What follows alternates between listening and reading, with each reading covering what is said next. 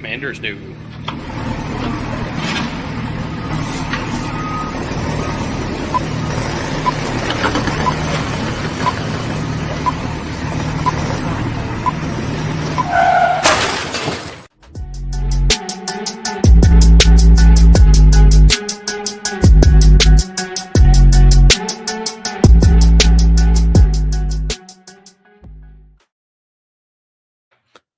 What's going on, fellas? What's going on, everybody? Happy January 15th. It's like Brooks and I are trying to match color schemes here. Yeah, like you are. Blue and blue. And the glasses, too. And the glasses, That's, I don't know. We're also we're going up to the right. You can't see. I guess it's going this way. Well, that's right. Funny you bring that up. This is an AT&T commercial, but is this? Yeah. I mean, funny you bring this up, but wasn't it the old? Wasn't it Singular that had like that tier as well? That was Nextel. I don't know. Singular. Wow, that's a throwback. Anyway, let's talk about what went on with everyone's phones yesterday. Yeah, it's perfect thing. So I switched off of Verizon literally like a week and a half ago. Like maybe we're talking about or whatever. And I switched to Xfinity Mobile, which uses the same towers, but apparently I was completely unaffected. But everyone I had in my bar yesterday was coming in complaining about how they couldn't send a text message or make a call all day long at work. And it was bananas. You guys were both affected by it, so let's just get your what is your story? Did you think like your phone bill hadn't been paid, or what did you think happened initially? Go ahead, Brooksy. I have no idea. I mean, everything works if you're connected to Wi-Fi, obviously, but in the top right-hand corner, instead of bars, it just says SOS. Mm-hmm. And yeah, if you leave the house and you don't have like internet in your car or something like that, which some people do, some people don't, but yeah, you're just without a phone. So it was wild. I don't know. I was literally like looking up online, like how to fix that. And there's a bunch of people that had a bunch of stuff posted on there. So I tried everything and I'm like, all right, well, I'm probably gonna have to call Verizon to see how to fix this. And then I saw everything online that was going on. So what occurred? And I have my story, but I'll wait to find out what the hell occurred. I don't really know, honestly. I think it was just some sort of big outage. I don't think they've actually come out and said what it was yet, which is frustrating as hell. But I still have SOS on my phone. Do you? You still do? Right now? Yeah. Really? Oh, it should be done. They announced this morning and it's all fixed. I'm gonna turn my Wi-Fi off and see if it maybe I'll reset my phone. Yeah, I would try to reset it, but they did announce this morning about 6 o'clock. Well, not even that, just early morning hours. I think they said everything should be resolved. Yeah, turn my Wi-Fi off. I'm gonna turn my phone off, turn it back on. But yeah, what happened to you, bro? We were me and myself and Delaware Dave. We talked about this on Tuesday. We went down to Adam's Ribs so that Dale could pay a buddy who won in the 33 pool. So we were actually midway down to meet Mr. Dean. You guys remember Mr. Dean from Nacho Mamas back in the day? Oh yeah. We were going to his house, and we don't know his house number, but we vaguely know where he lives. So we were like, fucks. And all of a sudden now, Deli and I were like two lost boys in a big white truck going down there. Because I had it on, we both had it on our phones where we were going. And of course, signal goes out. So your GPS goes out. And Dell doesn't have GPS in his truck. So we were screwed. But anyway, we ended up meeting up at a liquor store where we named Christo's, where we drank beer. Oh, we know Christo's. Yeah. So myself, Dell, and Mr. Dean drank beer in the back of a liquor store and had a really good time. Caught up on some old times. Oh, you were in Severna Park, huh? Well, no. This one, I guess, it's off DNA Boulevard. I think it's Linthicum, technically. It's over by Sunset, Brooks. It's like Arendelle. Oh, that one. Yeah. I was thinking the one that was behind like McDonald's in Severna Park. No. I know you're talking about, like by Kohl's and where GameStop was. Yeah. Is that not Christo's? We lost service there, and then we made our way down to Annapolis to go to Adam's Ribs. By the way, Adam's Ribs, amazing. freaking amazing. Dell walks in with a sack of cash. The guy that we were meeting there, who works there, who basically runs the place, named Sean Leahy, he wanted about $4,000 in the 33 pool, and he hit I twice. didn't know Sean Leahy worked there. Oh yeah, after he left Goskos. Nachos. So Deli walks in and goes, all right, because we surprised Leahy with us coming down there. Leahy goes, do you want the great news or the greater news? And he goes, I'll take the great news first. And Dell drops a sack of like $500 in front of him. And then he goes, here's the greater news. Here's like $3,500 in another sack. So let's just say Dell and I ate and drank like kings at Adam's Ribs, and we had no tab whatsoever. How was that? How was that? They were great. I'm sure it was amazing. They have there's a lot of great appetizers in Maryland. I mean, and you guys know Maryland just like I do, but there's one down there when it comes to barbecue that's my favorite appetizer, and it's their buffalo fried ribs. They take the ribs from the day prior because they know they're going to go bad in a couple of days, and they deep fry them. They batter them, then deep fry them, and then toss it in buffalo sauce. And they are so freaking delicious. So we ate a lot of those and then drank a lot of Bud Light. I don't think I've ever had a fried rib before. That sounds really good, though. Now, if I'm allowed to tell a really weird story that occurred while we were there, we were watching while Dell and I are chomping on ribs. There's a young lady to our right named Caroline, who we just met, a younger Asian lady with Caroline. kids. Caroline. Yeah. So she's sitting next to us, and she's very nice. Just kind of, we're having like, your basic conversation, talking about bar stuff and drinks and her kids. And a dentist commercial comes up, and there's this beautiful blonde woman. Let's just say she fits the bill. I'll put it that way. And I said to Dell, I was like, I don't know what dental office that is, but I'll go to the dentist every day if she's there. And then the next customer they pan to was Caroline, who was sitting right to our right. And Dell goes, that's you.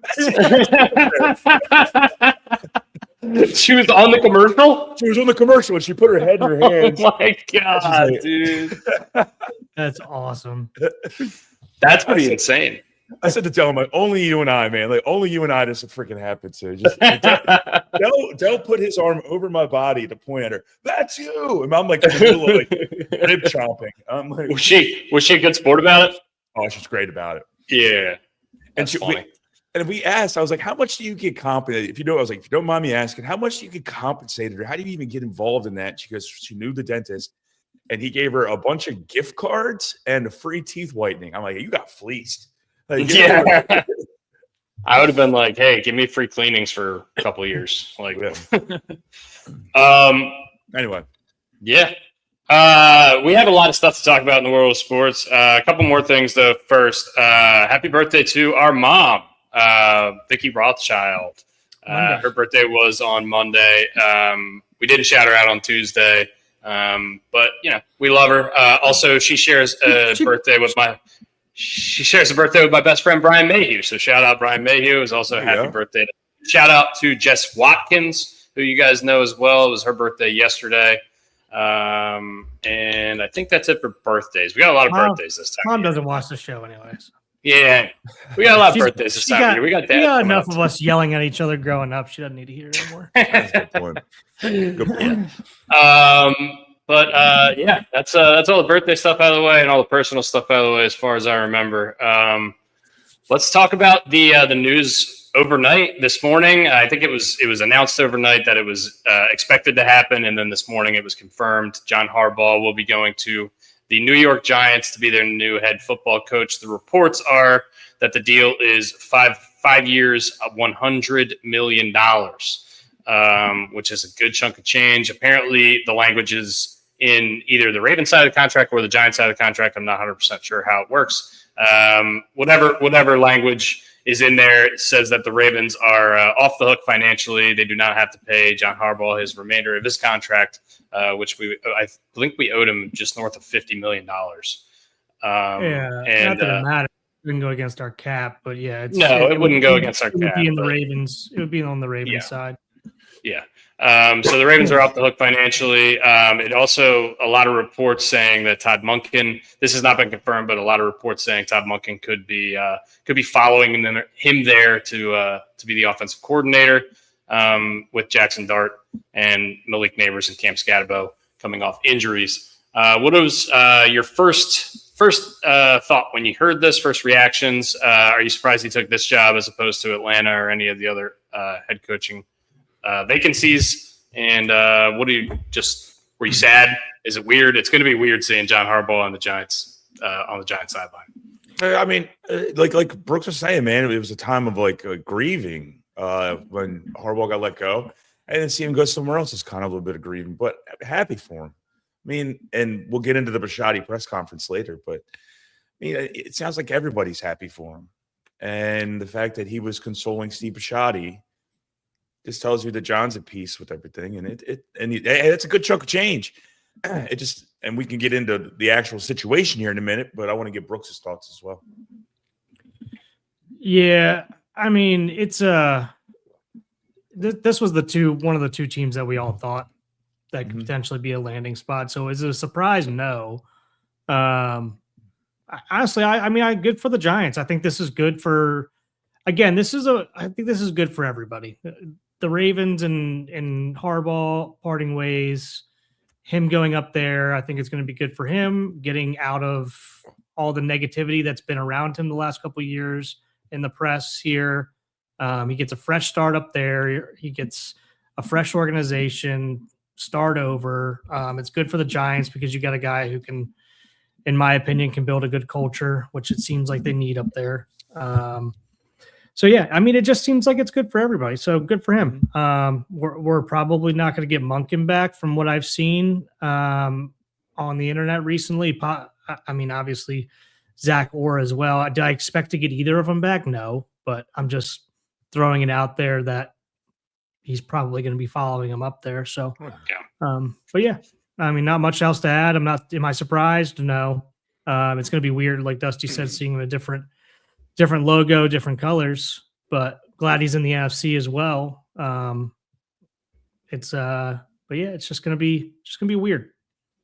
Dell was saying we owed him 3 years, $26 or $36 million. And Bisciotti even said in his press conference, he told John to take a year off. He goes, I know that's money out of my pocket, but maybe he could take a year off and just recharge. Because I guess this contract offsets puts the Ravens. They don't owe John Harbaugh any more money. Yeah, now they don't. Which I mean, it would have been that way more than likely anyway if he signed somewhere because somebody's going to pay him a ton of money. But yeah, it was written in the contract that if he signs somewhere else, whatever that is, they're going to offset, and obviously he got paid more. So. So, yeah, I mean, and like you said, Brian, like he said in the press conference, he goes, I really wanted him to take a year off and said he was more than happy to give him a nice, expensive paid vacation for a year just to reset his mind if that's what he wants to do. But, yeah. On the other side of coaching, not getting jobs, losing jobs, but not losing a job in this situation, I guess stepping down.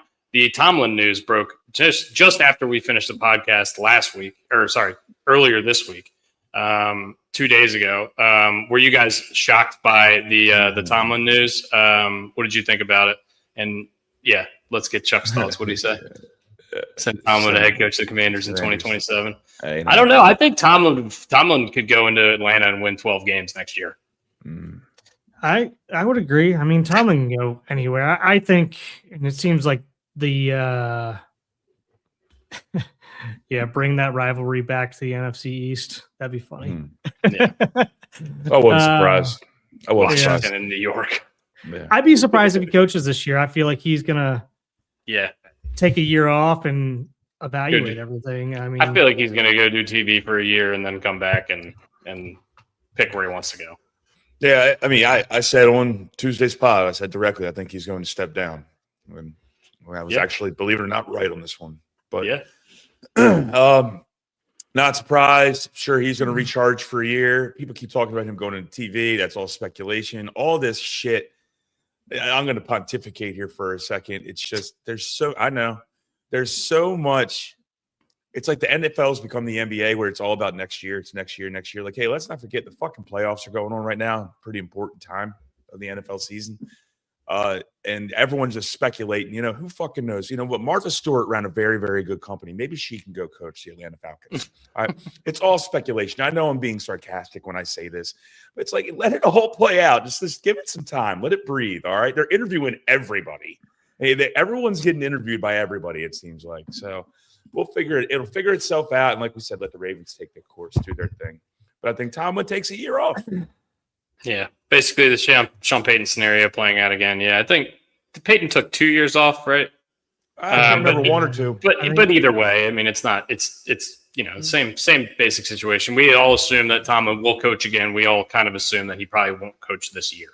So we'll see how long it is in between stints, and we'll see where he ends up. But I think wherever he ends up, they'll be getting certainly a Hall of Fame coach, I would think. Yeah, it's nice for the Steelers that they get they're going to get some draft compensation or something out of this. Yeah. They got rights to them, so they're not going to give them up for free. I wouldn't imagine. Yeah, a lot of Ravens fans yesterday asking why we didn't do the same thing with Harbaugh, have him step down as opposed to fire him, maybe better optics, and you get the draft compensation. But also maybe John Harbaugh was like, "Fuck that! Like I want to get paid." So he wanted to stay. Yeah, yeah. This was not. This wasn't a step down. He didn't want to go. Yeah, he got fired. That's what happened. I heard a lot of that yesterday at the bar. That leads into, going into Steve Bisciotti's press conference. Did you guys get a chance to watch it, or did you guys just watch the clips of it, or what? I watched mostly the clips of it. I didn't watch the whole thing. I watched the clips of it, and from what Abdel's told me, it was amazing. And then I sent you guys the McAfee thing, and Brooksy, I know you and I watch McAfee relentlessly. If you haven't seen that clip I sent you, it's amazing. Yeah, I didn't watch it yet. It's so good. They dub a song to Steve Bisciotti. Oh Lord, it's sweet, but Steve Bisciotti. Owners on the mic are better than everybody.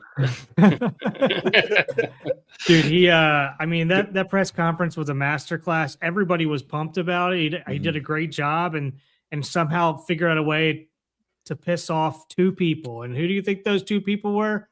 Jason LaCanfora and Nestor Aparicio. So, yeah. I mean, it's just it's so annoying. But anyway, I did see a couple other people on Twitter taking some stuff out of context and some stuff that he said about the Lamar situation and opinions and stuff like that were taken out of context. That pissed me off a little bit. But if you go back and watch the press conference, and some people are still saying they were pissed off about doing it over the phone. If you listen to the whole thing, it makes it a whole lot more clear what happened. Why he did it. Why he did it the way he did it. Yeah. And no one that it should matter to is hurt by the situation. Exactly. I mean, and also John Harbaugh even said, you don't owe me an apology for anything. And like, I would, so yeah, go fuck yourselves. You guys are upset about it. The guy who got fired is not upset about it. So shut up. People find a way to get upset about anything. Like, what happens if he made him drive an hour and a half back to the castle and then fired him just to, waste another 3 hours of his day? Well, yeah, it's about an hour from where Bisciotti is or was, and in traffic. And then, I mean, John's a little closer from where he is, but yeah, I'm sure, like Steve said, if he would have said, "Hey, meet me at the office," John probably would have said, "Just call me." Yeah. Randy says he was telling you how fun your owner is. Yeah, he is. He is the best. I love that he only talks. He says that he wanted to be the least known owner in sports. Yeah, big fan of that. I love that. McAfee said that. And watch I that love. clip. Yeah, that clip it's about 8 minutes long. Yeah, we'll bring it. Oh, not 8 minutes. Yeah. Well, I mean, how about this? Just play the first 2 minutes. At least you get to hear the song, and it's awesome. It gets me going every time about a guy getting fired. Oh man, it's great. So Brooksy, you want to pull that up? We'll keep going until you can. Yeah, I'm working on it. Gotcha. Yeah. I'm trying to think of any other stuff that any other thoughts I have. I mean, I don't know. We've interviewed a lot of guys. We're clearly not going to have Monken back, so we're going to have a new offensive coach, new head coach, new offensive coordinator. Sorry, Brooks, just go ahead with the clip. We're okay. We'll just see. You definitely need the volume. Yeah, I don't know if the volume's gonna work, so let me know if you guys can hear this. All right, got you. Yes or no? Yeah. Ish. Just hear the song. Over there, a Paisan that we need to see on a microphone more. Had a press conference yesterday, first one in how long? 7 years. Same GMs, same head coach. Owner says, "You don't even know who I am." Mm-mm. We sent in a request to interview owner of Baltimore Ravens, Steve Bisciotti. We got a text immediately sent back that says, he's never going to say, we'll definitely ask him. He's never going to say yes to this. He told me when I was hired to be the PR person here that he wants to be the least known owner in all of sports. Well, we're hoping to change that after watching one press conference in 7 years. This is what he had to say yesterday. Here we go.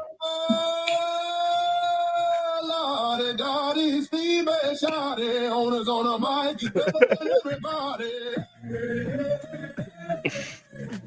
And then they'll do one little clip here. When it's all said and done, how much of a say will Lamar have in the head coach selection?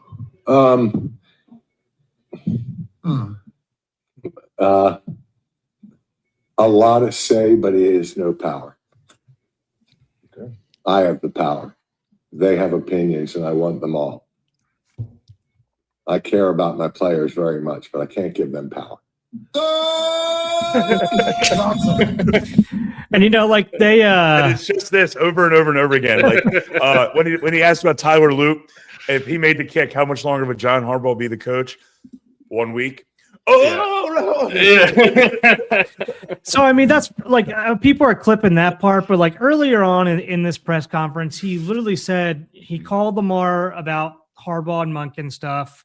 He called Lamar about like saying, "Hey, I want your opinion on who the next head coach is going to be."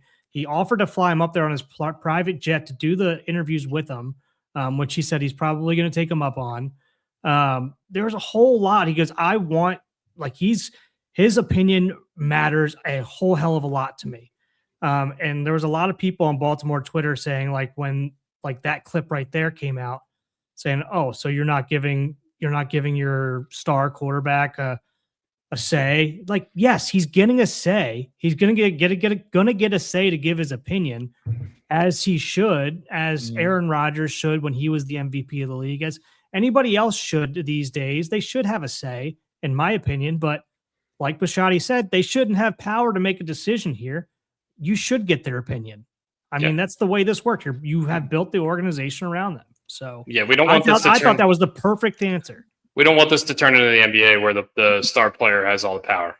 I like what Bisciotti said there. I like that he said he was going to listen to a lot of different voices, different inputs, specifically Lamar, specifically EDC, Ozzie Newsome, and some other guys. And I think, I love what he said. I love the attitude. He seems like the kind of guy that he doesn't bullshit you. He shoots you straight, and he speaks what he feels. And I think that's the kind of guy that a lot of people would like to work for, and I think the players respect that too. I would hope they do. I just cracked one, Brooksy. Look at that. Just because apparently Funk Congress thinks we're cool. That's how cool we are. Yeah. We're so cool. Funk But Congress. Thanks, Funk we've had some Congress. interesting cast of characters joining here recently. That's a name. But I forgot what I was going to say. Oh, speaking of, with Steve Bisciotti being a Severna Park grad around the same time as our mom, we've never asked her if she met him in high school or knew of him in high school at all. I don't think. He went to Severn, and then I think he graduated from Severna Park, and he's 65. So he would have been a couple years older than mom, or same age as mom. A couple years older than mom. Yeah. Steve Bisciotti. Yeah. My phone's working again, and I'm just consistently getting texts over. Love that. What'd you do? You turned it off and then turned it back on? Yeah. Have you tried unplugging it and plugging it back in? Verizon? I I saw that meme yesterday so much with like Verizon logo on it. It was weird, and I know I'm deviating from what we were talking about. I actually got like next to the SOS, where like the 5G would normally be, or your Wi-Fi little logo would be. I got a satellite. It was like a little tiny satellite. So did Mhm. I, yeah. Because then you're able to make satellite calls for like emergency situations and Yeah. stuff like that. It's a new feature on the newer iPhones here over the past couple of years. And John Hatch here says they need a great defensive coordinator like Spagnuolo. I want to ask John if he's still watching. Are you talking about as a head coach or bringing in a defensive coordinator, a great defensive coordinator? Yeah. I want to clarify that. Yeah. Fair. I mean, I would love to have a veteran defensive coordinator. I've said multiple times, I don't know if I said it on the podcast, if they hired Stefanski and he brought Jim Schwartz with him, who's a St. Joe boy, a local guy. I think that would be great. I would be all for that. But I mean, they're gonna interview the guys, and they're gonna do their due diligence. So trust the organization to make the right decision, like Brian said. I did see Schrags yesterday saying like guys like Cliff Kingsbury, since they've done their interview, they're kind of doing like a combined head coach and offensive coordinator for guys like that, or defensive, if it's Flores or whatever. They're kind of combining both, obviously. So if they go with somebody else, they also have like hey, we really like so-and-so, and we think that maybe they'd be interested in coming here with you as well. So yeah, that was some cool insight as well. Yeah, that's good. That's good. I thought that was knowledge. I think it's pretty, I mean, it's kind of the same thing, right? How's the interview that different? Because you're going to ask about Lamar and how you're going to utilize him if you're either the coach or the offensive coordinator, and vice versa with the defense and everything. So, yeah, it's pretty. You knew they're doing that. I mean, it's no breaking news there, but it's still interesting to hear. Dusty, are you still on dry January? What are we doing here? Yeah. Till I go to St. Kitts, which is in approximately 3 weeks. You're going to St. Kitts? I'm going to St. Kitts. Yeah. Wedding or just vacation? No, my buddy Jake, he moved there with his girlfriend. She is going to vet school there, 3-year program. And so, yeah, he packed up and left with her, and they're moving there for 3 years. So I'm going there for vacation. Free place to stay, so I got to pay for the flight. It's actually Super Bowl weekend. So I will be going there Thursday and coming back Tuesday, I think. Something like that. Who are these asshats? Asshats. That's who we are. Yeah. What is this? Thought it was interesting. Why are we putting this on the screen? Get out of here. I thought it was interesting. It's something. I love I love any kind of toilet conversation. So if anyone thinks that's a jab, it is not a jab. I love this. Poop humor is good with us. Oh, hell yeah. We talked a lot of Harbaugh. We talked some Tomlin. We have talked some Bisciotti. Let's get into the meat and potatoes of football, the NFL playoffs that are still happening here. And we're going to make our picks for the divisional matchups here. But first, let's preview the games a little bit before we pick them. What game are you the most excited to see this weekend? Bills at Broncos, 49ers at Seahawks, Texans at Patriots, Rams at Bears. What game intrigues you the most, and what's the storyline you're most looking forward to seeing play out on the field? Brian, let's go to you. Texans, Patriots. That defense is stellar. The Texans are a team that I am extremely, extremely interested to watch because their defense is so good, and CJ Stroud's playing like absolute dog shit. Yeah, so, 4 fumbles or whatever. We didn't talk about that enough. Douglas, always yes. Send always. Answer is always the question. Yeah. Answer to this question is always yes. Yes. So what was up with that CJ Stroud performance? What did you guys think about that? Because I know the defense made it look like the game was a complete blowout, and it was a lot closer until the fourth quarter. What did you like? What specifically is wrong with the CJ Stroud stuff? Was him in the center couldn't get it together? What was going on? It looked completely dysfunctional. There was so much to go over here on this, so it's kind of hard to answer your question directly. I'll put it this way. He was missing wide open receivers. That's something that guy can address directly. Yeah. And he was the accuracy guy. That was like his thing coming out. That was the big thing. At Ohio State, he was the accuracy guy, the draft. He was the accuracy guy, the combine, all that stuff, the accuracy guy. Now he doesn't have that. Now I don't know if that's a culmination of not being comfortable with the center and the snaps and maybe knowing the offense fully. But he looked terrible. And it got to the point, I think Chris Sims even said when they got to 10-6, he should have started taking knees and let the defense get back out on the field. And really, hindsight's 2020, that would have been great because they ended up getting 2 defensive touchdowns. So, yeah, Brooks, you can expand on this, or you can pick a new game that you're most excited about. No, I'm excited about this one. I think this one's going to be really good. This one and the Denver Buffalo game, I think is going to be really interesting as well. But I mean, since we started here, yeah, I mean, I'll make my pick right up front here. I'm taking Houston and riding the hot defense. Defense plays in the playoffs, and you know what? Like you guys said, we watched him play like shit last week and still win that game 30-6. I know it was closer than what the score said, but still. Yeah. Yeah, and on the other side of things, I mean, the Patriots, they didn't have their best stuff last week, but they had enough. Their defense played really well. They were able to keep Justin Herbert contained, and that offensive line for the Chargers is kind of a mess. So maybe we'll see this week if C.J. Stroud can exploit what Justin Herbert was not able to. But based on what we saw last week, I don't really know if that's going to be the case. Both of these offenses might be in trouble this week because that Texans defense is not playing around, and they're going to be after Drake May's ass the whole game. But his legs, I think, could be the difference in this one. So I'm leaning the other way, but I don't want to make picks yet. Let's wait. Let's make. Okay, I won't give up. Let's talk about that Bills-Broncos game, Brooks. The game's at Mile High. When we talked about this the other day, the Bills were favored. When the lines came out, the Bills were favored, and we talked about Tuesday how it had flipped to the Broncos at home.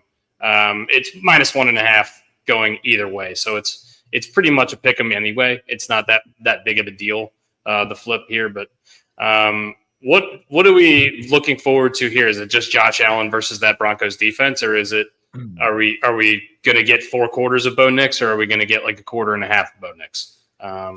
Brian? Bo Nix has been an anomaly all year, as Dusty's harped on big time. I trust the Bills because Josh Allen is what Pat McAfee calls an alien. So I'm really liking the Bills in this game. I'm not saying I'm picking them, but I'm looking forward to this game. And like Brooks, this is my second favorite game of the weekend. Yeah. Are they both on the same day? No, those are the morning games. The Bills at Broncos is Saturday morning. The Texans at Patriots is Sunday. I say morning. It's the afternoon game. Sorry. And then the night games are the Niners Seahawks on Saturday and the Rams Bears on Sunday. So it's AFC AM and NFC PM, I guess is what they did. Another piece of intrigue to this game, and once again, as I pontificated earlier about not trying to get too far ahead of ourselves and look to the future, another thing that really intrigues me about this game is it could have Sean McDermott's coaching future in the balance. We could hang in the balance on this one, give him non-playoff success. Yeah, I've heard a little bit of speculation on that. But I mean, when you give the guy his best receiver is Al-Shaair, then yeah, I don't know. Khalil Shakir. Yeah, what am I thinking? I'm thinking of Pittsburgh right now. Yeah. Al-Qaeda. Jesus. Al-Baghdadi. Yeah. These things just pop in my head. I'm sorry. Yeah, I don't know. Shane Gillis just popped into my head. Right I'm interested in that, but I'm going to go the other way here. If I'm going to pick my favorite game of the weekend, it's I can't believe this. It's Rams Bears, and the only reason I'm saying this is because no matter what, this is going to come down to some crazy fourth quarter shenanigans. If I know Stafford and Caleb Williams like I know Stafford and Caleb Williams, Stafford always plays in the craziest games. Fucking Caleb Williams, he sucked for 3 quarters. Brooks, what are you doing?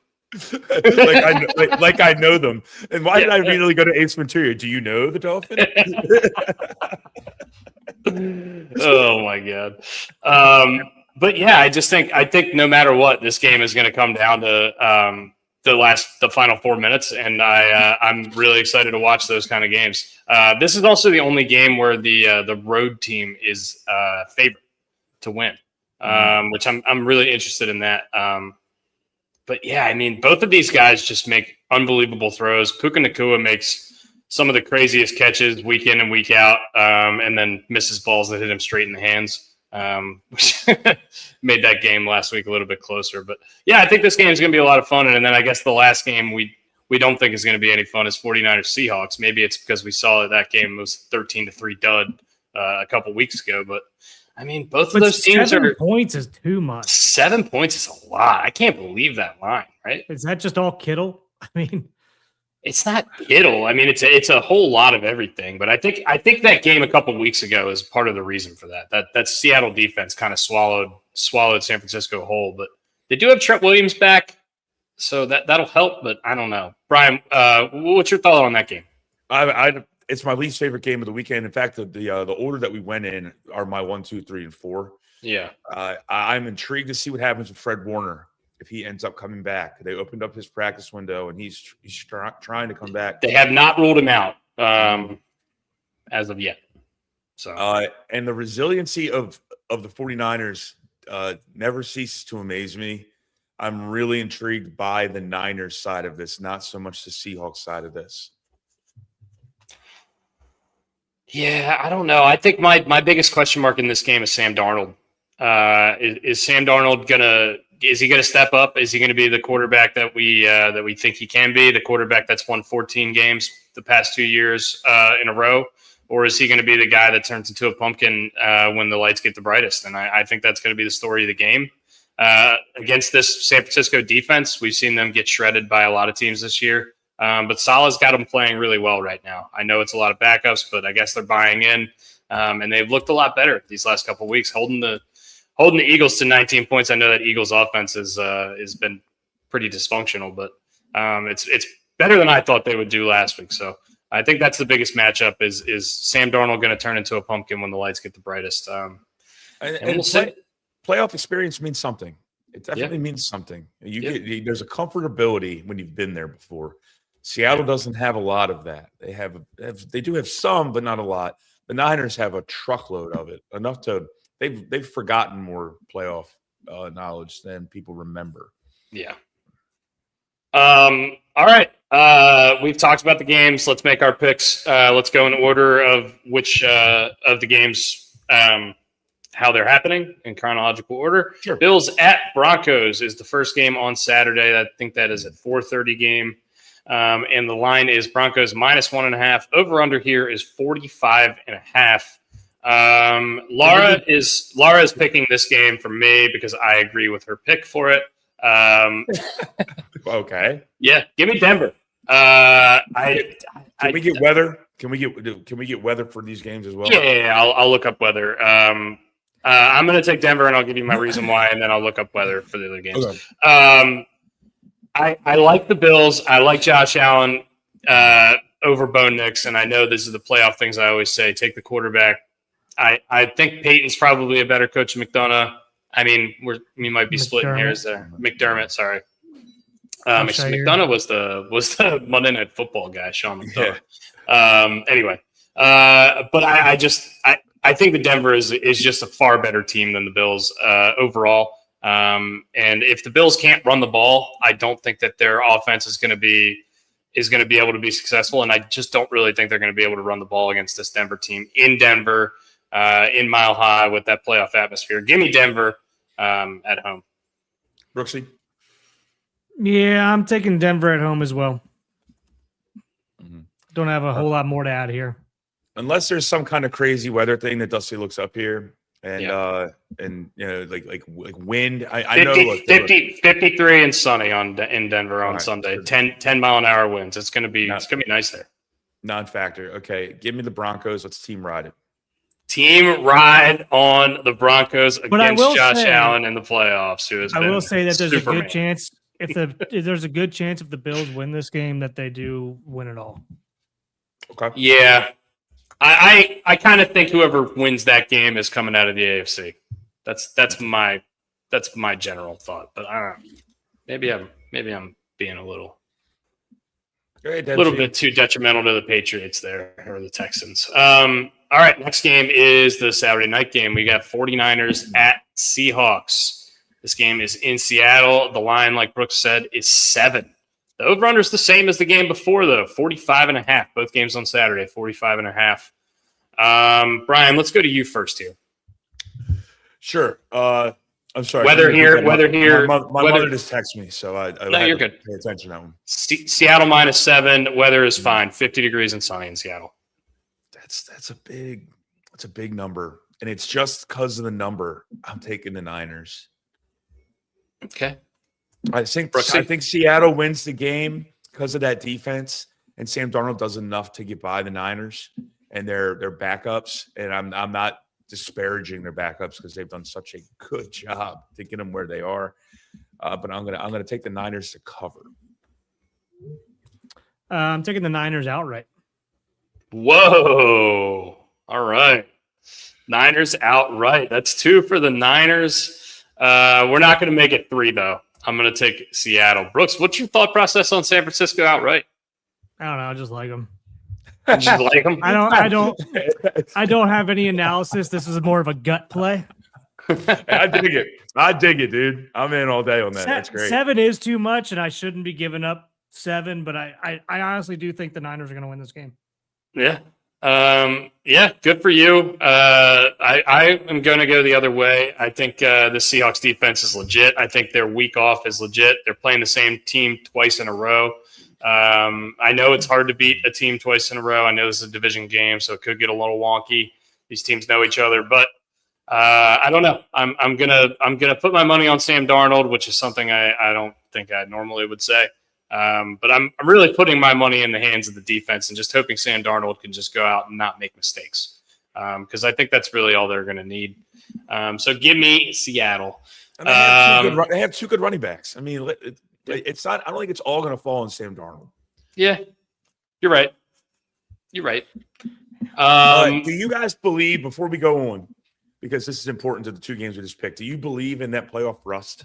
Or is that a non-factor to you guys when you make your picks? I think it's team dependent. I think some teams. I think it kind of depends on the coach and how he handles the off week. I mean, Belichick and Brady never seem to have a problem with it, but other teams have had a problem with it. They don't have as much experience doing it. I don't know. What is your take? I believe in the playoff rust thing, especially for younger teams. And when I say younger teams that don't have playoff experience, or younger teams that have in the playoffs, I believe in that playoff rust because you can kind of get a little aloof and you really get into a routine at the end of your year. Yeah, I'm with Dusty here. I think it's team dependent because see, like certain teams come out of bye weeks and never lose. I mean, those teams I don't think would have an issue in the playoffs, but I don't know. It's hard to say. Yeah, team dependent. It is team dependent. I'm going to say younger teams, I believe in playoff for us. Older, more experienced teams, I don't believe in playoff for us. But I really do believe football players get into a rhythm. The bye week, I mean, you could come out of a bye week. Let's say the Ravens come out of a bye week and play the Jets. That's not the same as coming out of a bye week and having to play the Broncos. So, and also, there's something to be said about momentum too. Yeah. Well, I mean, without a doubt. I mean, there were periods of time where, like, I can't remember what team got on a roll, and they were just motoring people down. They went on a bye week and lost the next 2 coming out of the bye. And that was the season. I remember when the Colts lost on purpose and benched all their players at the end of one season. They were like 15-1. Oh yeah. I think they did that twice. Yeah. All right. Next game is the Sunday afternoon game. I believe this is a 3:00 kick. Texans at Patriots. Patriots -3.5 here. And Brooks has already given us his pick for this one. He likes the Texans to win this one. I don't know if we'll cover or win. They're getting 3.5. But he's got them +3.5. That's for the sake of this for the sake of this argument. The over-under here is 40.5. This is the lowest one of the weekend. I guess that makes sense. There is potential for weather in Foxborough on Sunday. There's snow flurries and snow showers in the forecast. It's going to be cold. And that night, it's supposed to get down to 18 degrees. I know they're playing at 3 o'clock, but by the time this game is finishing, it's going to be cold as shit there coming down the stretch with a 40% chance of snow flurries. So there's a little bit of weather in the area. Does that change your thought process on this game, or are we going to go with what we thought before, Brooks? Are you going to stick with Houston? No, even better. Weather's better with that defense. I couldn't agree more, and I think weather is better with C.J. Stroud being able to now just hand the ball off and have no reason to throw the football. And I think they went out. All right, I'm going against you guys again. I'm going to take New England here. As much as I don't want to see it, that's probably the team left in the playoffs that I'd least like to win the Super Bowl. Is the New England Patriots, but I do think they're just better than the Texans, and I want CJ Stroud to play better. I'm hoping I'm jinxing him here, and I love that Houston defense, but I mean, if CJ Stroud plays like he did last week, New England's going to kill Houston. So I don't know. I mean, we'll see. We got 2 for Houston and 1 for New England there. Last game of the week, the Rams are going to Chicago to play the Bears. And the line here is Rams minus 3.5. They're giving them the hook on the road, which I think is crazy. I thought 3 I get, but I don't know. 3.5 is a lot. What do we think about this? It's always so dangerous they put that hook on the 3 number. Like they know something's there. Because watch, it ends up being a field goal game, right? Why don't you pick first here, Dusty? Because we got to pick. I will pick first, and I will give you guys this information because it is pertinent. Sunday, it's supposed to be cold as shit in Chicago. 17 degrees during the day, as low as 3 degrees that night. In LA, and those Rams and Stafford do not play well in the cold. Outdoors, Stafford is definitely not nearly as good as indoors, and LA Stafford. And I don't care. I'm taking Stafford anyway.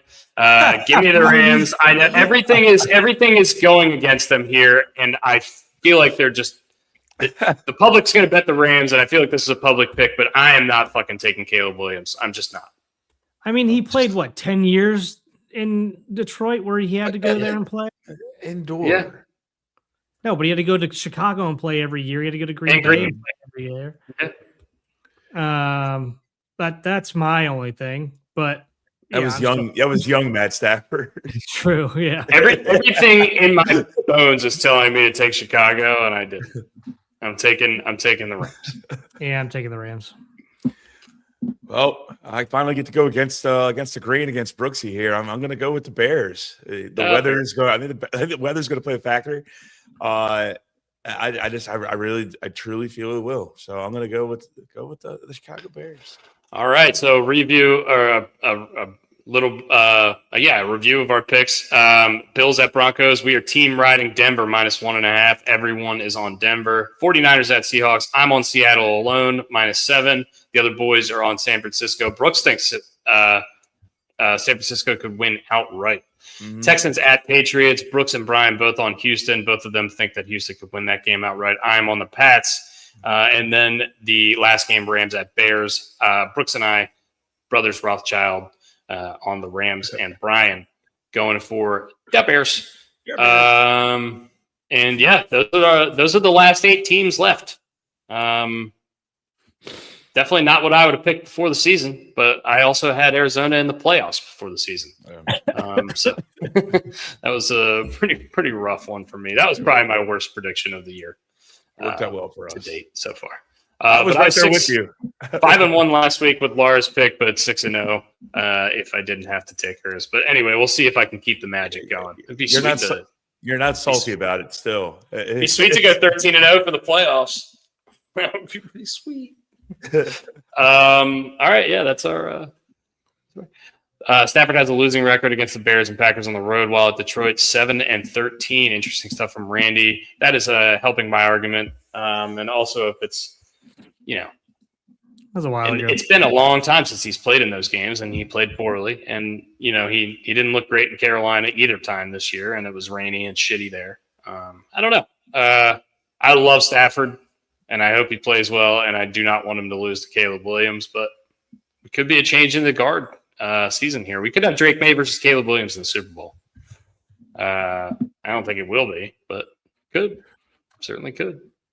This season's so weird. So weird. Joe Racky, I didn't see this till right now. Joe texted me and said take San Fran over Seattle, so I already did it. I didn't do it for Joe, but now I am doing it for Joe. So there you go. I just saw Jason Stark's Hall of Fame ballot and got really angry. So all right. Don't do it. No. It's okay. Everyone's entitled to their own opinion, but Chase Utley's not a fucking Hall of Famer.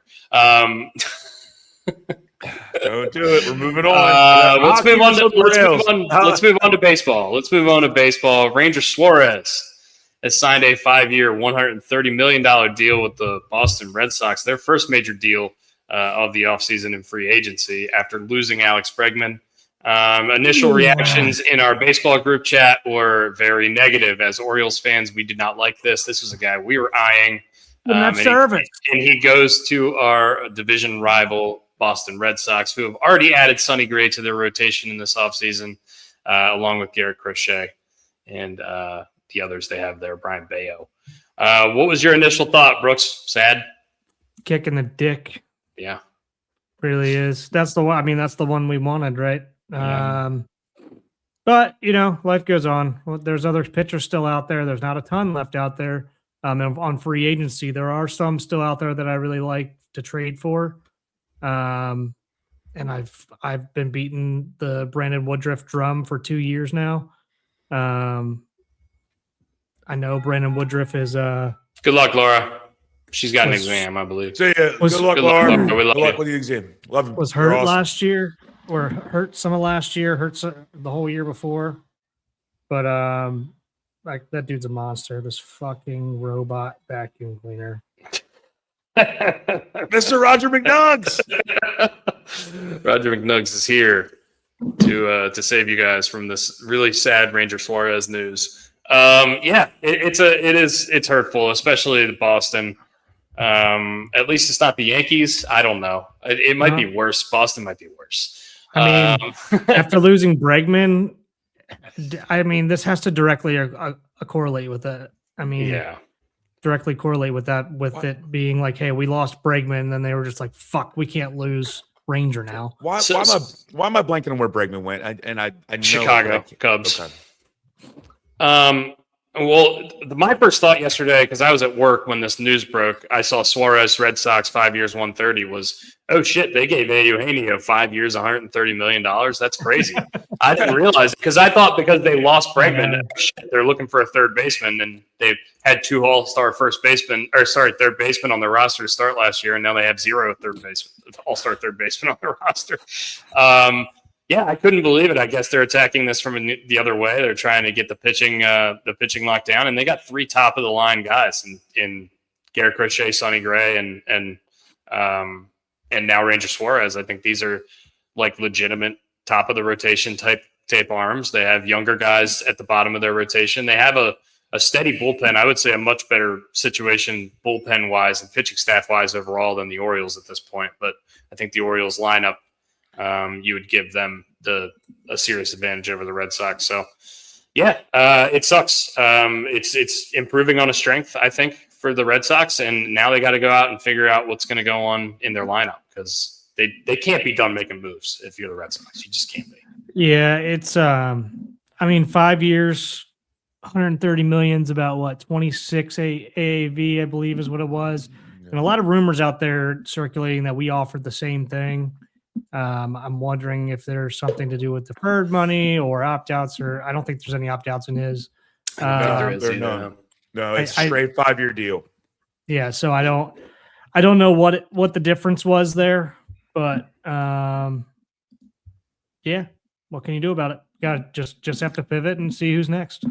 Yeah, it's unfortunate for Oriole fans, but Framber's still out there. Potential trades are still out there. Zach Gallen, still out there.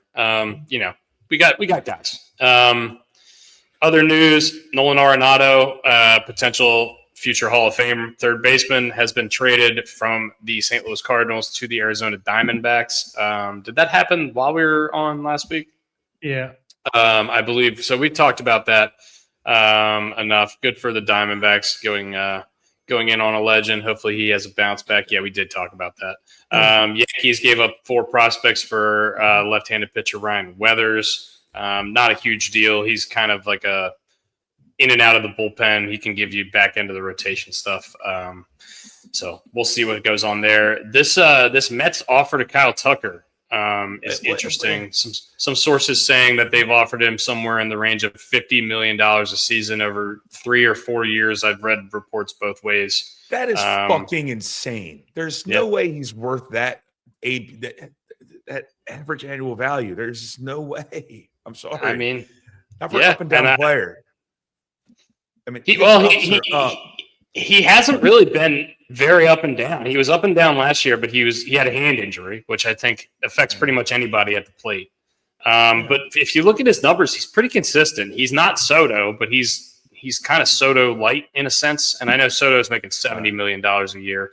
But I mean, up the annual value and lower the years. This is a guy probably coming into free agency at 29 years old. Or so he's 28. He turns 29 this week. He's probably looking for 8 or 9 years at roughly 40 a year, and the Mets don't want to give him all that, and up the annual value. Go ahead. I heard everything you said, by the way, but I just want to take advantage of something right now. See, we just got turned on live at Pig and Rooster by Miss Kelsey. So can we all just wave to Miss Kelsey McManus? Hi, Kelsey. She's got to be just doing this motion.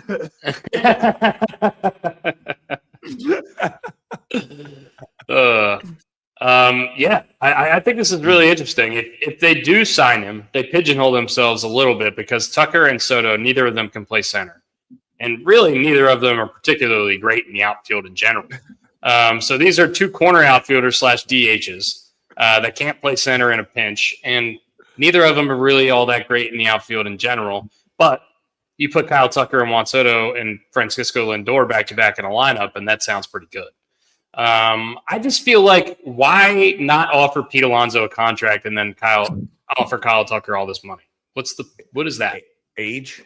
My first guess is age. It's only 2-year difference. I don't know. I don't get it. If you're going to do a short contract like they're talking about. They've been pretty successful, so I'd bank on whatever they're doing to be correct. Yeah. Yes. I don't know. Have they been successful? The Mets haven't won shit since I'm over here shaking my head no. Look at your brother. He's doing this. I knew he was being sarcastic. Yeah. I don't know. I don't know where Kyle Tucker is going to end up. I think the Blue Jays have pretty competitive offers for him too. It seems like I wouldn't ever rule out the Dodgers in any kind of situation with the top free agent. I think at this point it seems like we can probably safely rule out the Cubs. I don't think he's going to be returning there.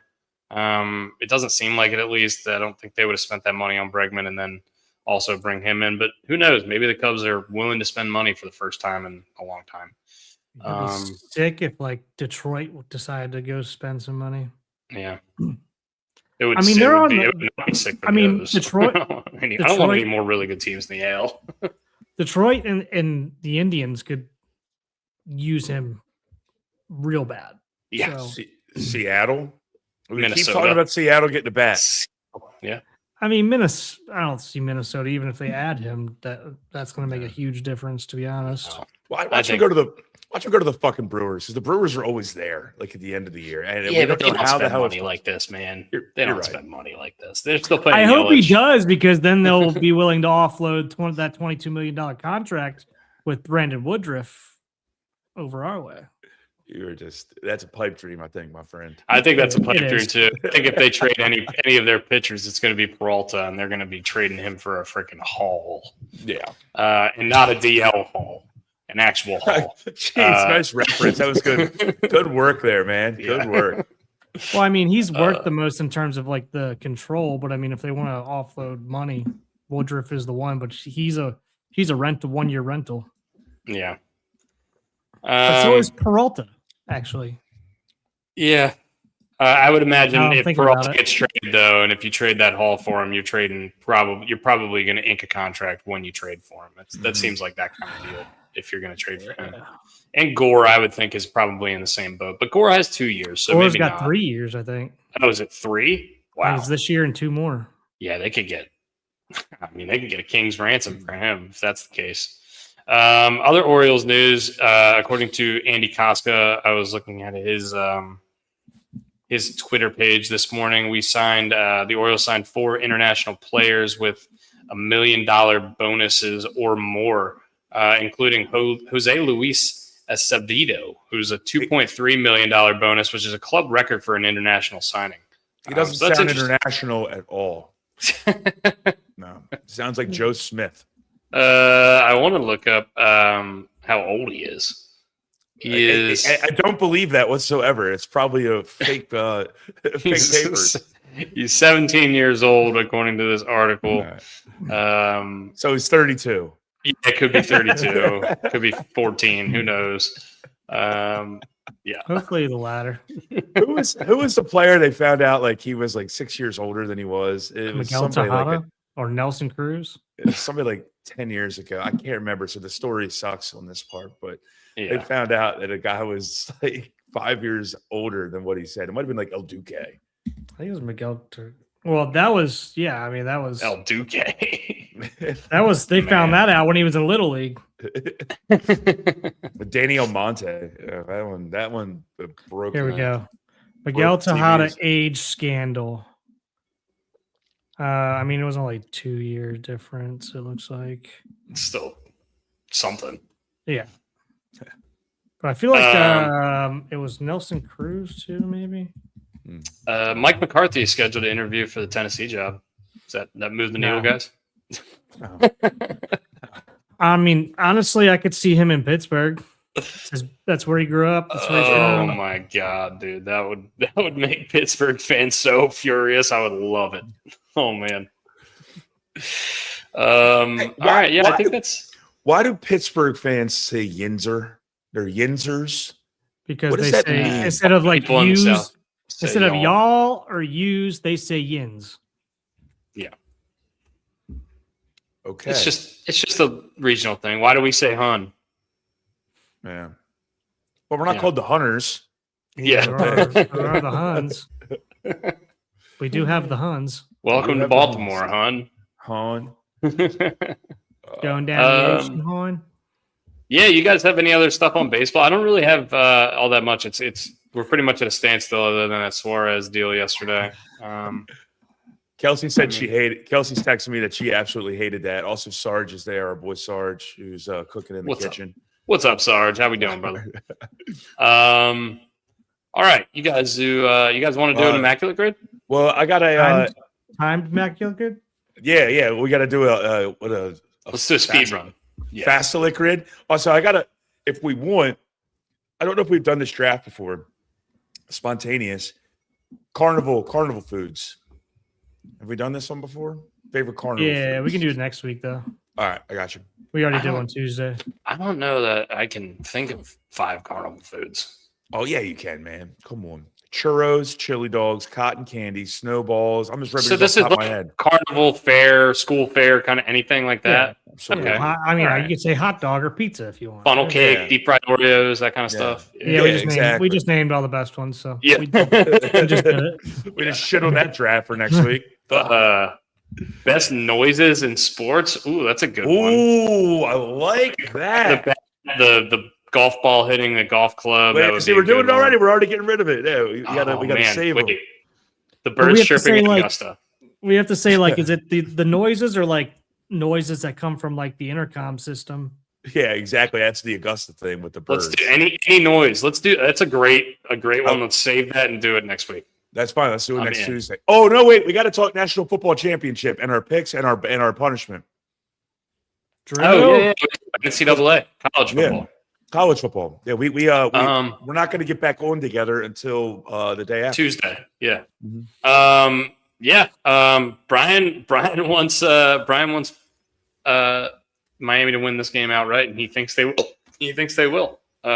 Despite the fact that Indiana's been absolutely steamrolling everyone. I burped. I'm sorry. What Did you noise throw came up? in your body? Hiccup and a burp at the same time. It was really weird. Let's just move on. Okay, Brooks let's just move on. I cannot move on from that. How do you Brooks expect is- us to move on from that? Brooks's face was great. He's like, Did you almost just throw up? It was a hiccup burp. It was a burpee. You throw up in your mouth? that was good. All right. Yeah. The line has not moved. It's 8.5. Brooks, do you share Brian's sentiment? Do you think Miami's going to win this game outright, or are you like me and think Indiana's going to beat the brakes off of them?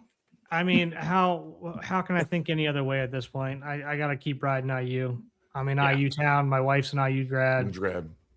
My wife, my in-laws are all IU, so I'm gonna keep riding them. You have to take it, or you might be dissociated from the family. You may Well, no, I mean, if I thought the other, excommunicated. thought the other way, I have no problem. You saw my Colts bet this year, but Yeah. so I mean, how can you bet against them right now? I did see a really nice stat, and I'm not trying to put anything in my favor or sway anybody to root for my pick and not have to do a punishment. But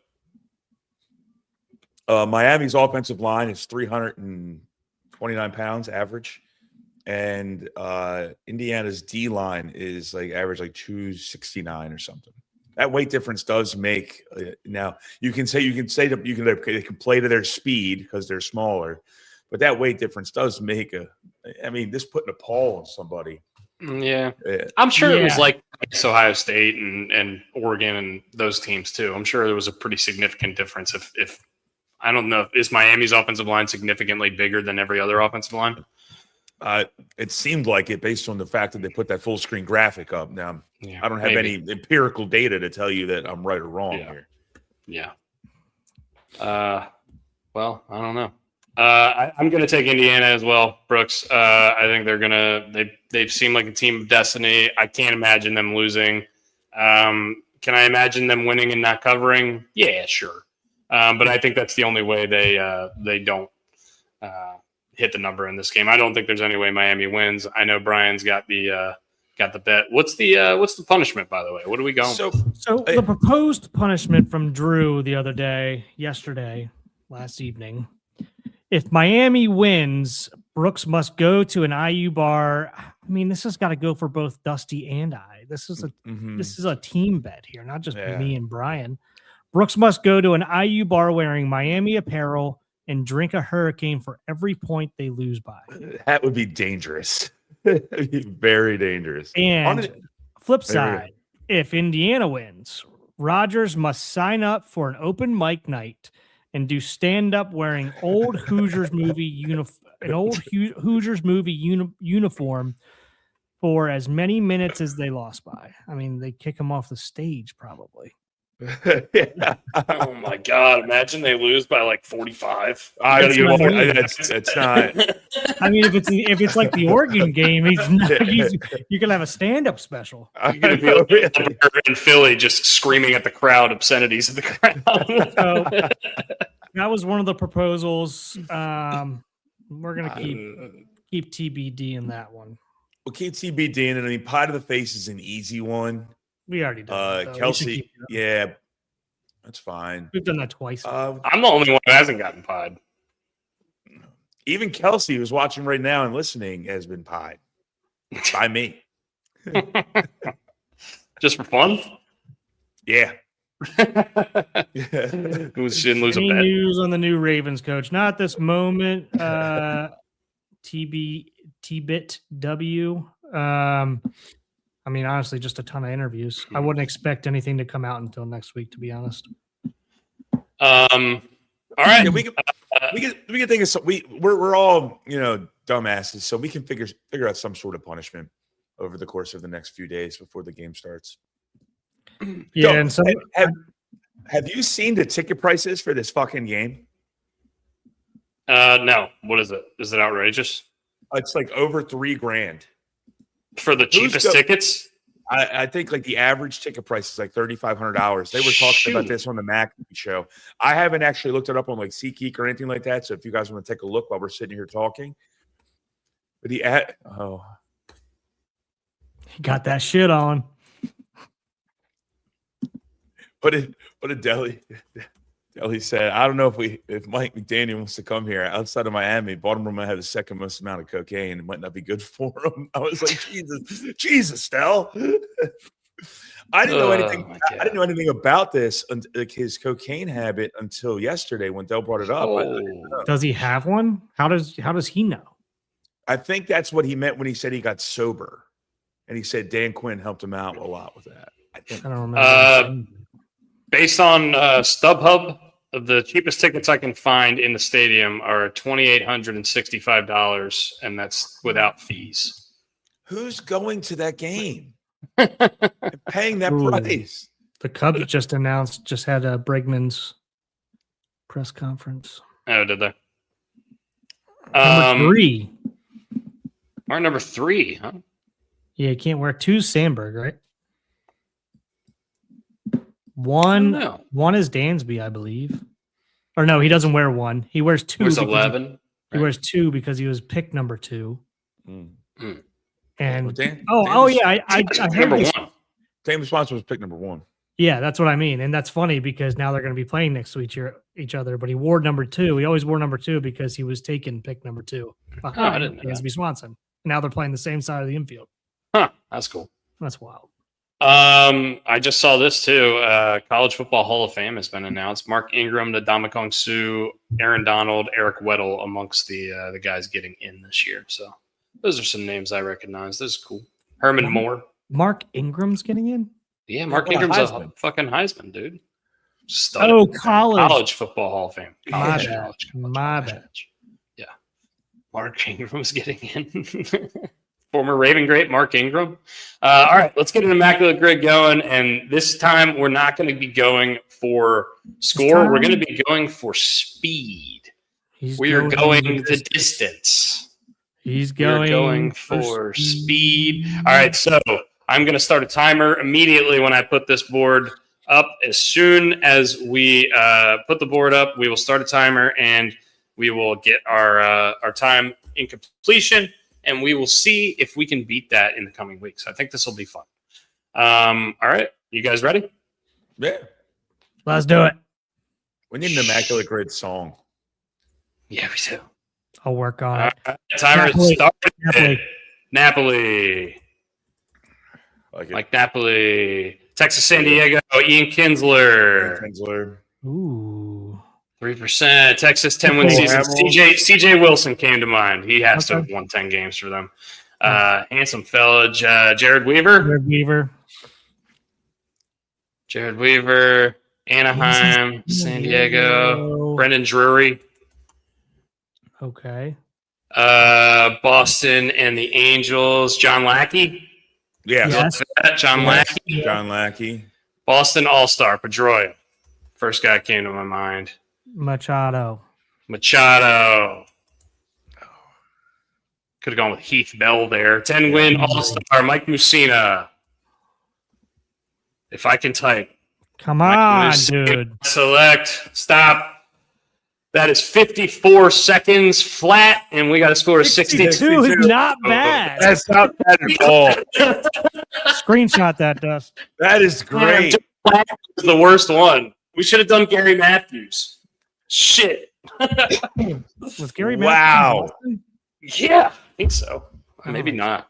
I don't know. Under a minute. You know what? 54 seconds flat. This is like birdie in the first hole. We're fucked after this, man. I think one of our first ones was our best grid score too. So yeah. Did you like the Brandon Drury pick? Yeah, you said that. I'm like, okay, I guess. I don't know. He was the only guy I could think of. I don't know if I would have gotten another San Diego and the A's for. It would have taken me a little bit. Didn't know that he played for both those teams. I did. The Machado only having 8% really is wild. And so same with Pedroia. I would assume Tony Gwynn. Let's see who the top answers are here. It's probably Tony Gwynn. Yeah. You Darvish, Dave Winfield. Okay, in the middle. That makes sense. Pedroia is the number 1. Wow. Jared Weaver. I mean, there's so many guys. Nate Eovaldi up here, huh? That's interesting. Boston, Texas. Can we do a football one? We can try, but football gets ugly sometimes. Yeah, it does. All right, 62 is the score. I'm just going to write it down. Yeah, you got to write it 62. down, document it. Yeah, 62 is the score, and it was 54 seconds. That was cool. That was fun. Yeah, that was a lot of fun. Let's go. You want to do football? Yeah. Try. All right. Let's reset this timer, and I'm going to click the button, and we are going now. Hushmanzada. Hushmanzada. Why'd you pick the worst name to spell ever? Mike Wallace. Yep. Played for both of those teams. Mike Wallace. Ravens, Titans, McNair. Derrick Henry, McNair. All right. Yeah. Bengals, Jags. Chris Pass. Lee. Pass. Moving on. Pass. Yeah. Jags, Dolphins. Jags are the worst. Campbell. Campbell. Titans and Jags. Jags suck. Was Brunell on both those teams? No. No, he's for Kerry Collins. Boomer Esiason, one team, Bengals. Yeah, Boomer Esiason. He only played for the Bengals. You're sure? Yeah. I was going to say Burrow. Let's do Burrow because we know he's. Yeah, we know that for sure. Burrow. Let's do Tua. This is easy. Tua, Titans, Cam Ward. Leave it. Yeah. Levis. Oh my God, Cam Ward. We're at a minute 05. We're getting cooked. Why does Chris Henry Is that come to my Chris mind? Henry? Yeah. I don't know that for sure, though. I don't know that for sure. I don't know either. Oh, Titans. Man, the Jags suck. Jags suck ass. Did Fournette go to Tennessee after the Jags? No. I don't think so. MJD. Alan Hearns, Allen Robinson, Blake Bortles, Nick Foles. I think Robinson went. I don't know, man. Fuck. God, the Jags suck. Christian. I don't think we're gonna. I think we get past 2 minutes. I think we might have to just give up. Yeah. Yeah. Well, yeah. Yeah. You want to just give up? Yeah, give up. No, try Henry. Oh, Chris Henry. I mean, if we're wrong, we're wrong. If I can type it, Jesus Christ. Nope. Yeah. Is that the right Chris Henry? Nope. Who was the top guy here? We made an H. Marvin Jones and Calvin Ridley. God, I forgot Calvin Ridley played for the Jags. Yeah. I would not have gotten that probably. I forgot Beckham played for the Dolphins. Joe Flacco was 53%. Ravens, Dolphins, huh? Ricky, I forgot. I would have thought Ricky Williams would have been number one here. Mm-hmm. Some other guys, Mike Wallace. All right, yeah, that was fun. Yeah, that's good. That was a fail for football, but yeah, I think that was a good way to do baseball. I think baseball kind of drags on. We sit there for 10 minutes trying to name dudes, and that was cool. We start second guessing ourselves, then we try to think who's going to be a better scorer, and then the only reason I know, and I've said this on the pod, the only reason I know Ian Kinsler played for San Diego is because they cut him when he had 1,999 hits, and he finished his career with 1,999 hits. Jeez. That sucks. Yeah. That's sign him. Like, whoever the worst, like the Rockies should sign him next year. Just let him drag butt until he gets one. Yeah. All right, what's with the crab trap in the background here, Brooks or Dusty? Is that a real bar, or is that just something that popped up? Oh, Dusty just left. But no, it's not a real bar. It's just AI generated. Got it. We'll try to get some photos.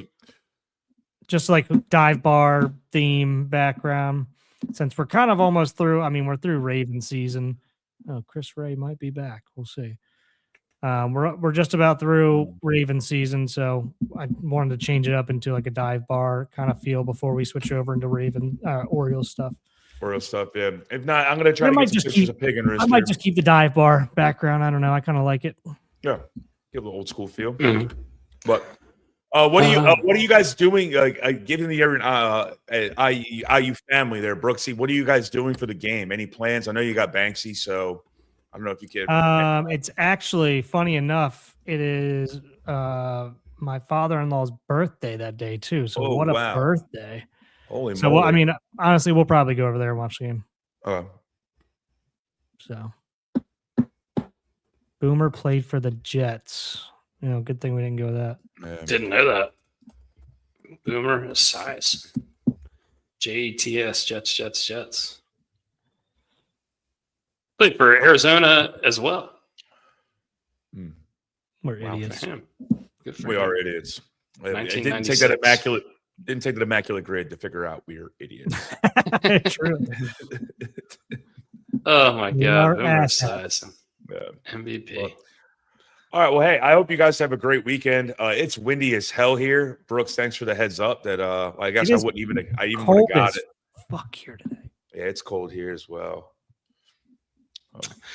All right, guys. Thank you guys for listening, checking in. We love you guys. We will see you on Tuesday unless something crazy happens. We'll be on to talk about it. If the Orioles sign Framber Valdez, we might. That's what I was we'll thinking. see. If he signs Framber Valdez, we're jumping on. Or if we sign Kyle Tucker, see. That would be insane. Or if we trade for Ohtani, stuff like that could happen. If that happens, we're all quitting work and we're slamming beers. If you get hurt and miss work, it won't hurt to miss work. Would you trade Camden Yards for Shohei Ohtani? All right, never mind. We will see you guys on Tuesday. Thank you guys for listening, subscribing, liking, whatever, and hanging out with us. We love you. Go to Pig and Rooster, get a burger, get some wings, get some Detroit-style pizza. Go see Miss Kelsey. Go see Delaware Dave. Go see Mr. Sarge. Go see all the staff that works there. They're awesome people. They do a great job, and it's a little divey-esque bar, and you get to run into my clown ass from time to time. And Billy D approves. And Billy D. Williams approves. See you, boys.